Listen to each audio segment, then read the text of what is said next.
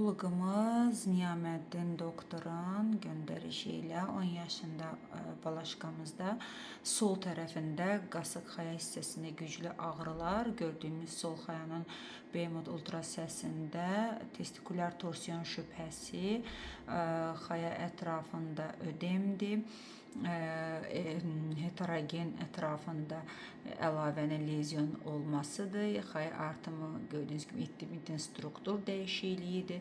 Bunun hamısı testikulyar torsiyonun lehinə dəyərləndirilir. Bundan əlavə Doppler müayinəsinə keçdiyimizdə sağ xayadır. Sağ xayada qan axını Doppler göstəriciləri gördüyümüz kimi kolor Doppler tam normal göstərir. İndi sol xaya, yəni torsiyon şübhəsi ilə düşündüyümüz sol xayanın qan dövranına baxaq. Torsiyon düşündüyümüz sol xayada isə gördüyünüz kimi axın yoxdur. Deməli, xaya ətrafında olan ödem, bundan əlavə non-vaskulyarlıq, digər bütün bu əlamətlərlə bir yerdə testikulyar torsiyon lehinə yazıb verdik.